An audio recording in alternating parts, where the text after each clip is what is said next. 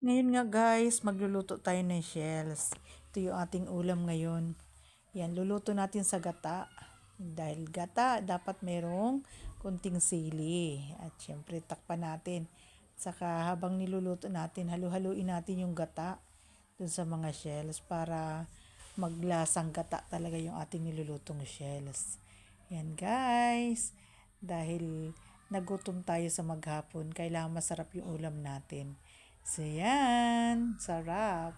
Kaya sa ating dyan, sa mga kakain, kain po tayo. So, short prayer muna bago yung ating paglantak. Ayan.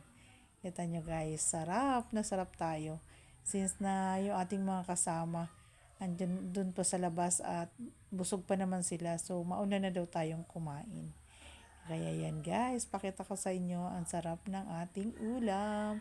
Wala munang diet-diet ngayon. Pasintabi sa mga nagda-diet. Sorry kayo dyan dahil ako ay only muna.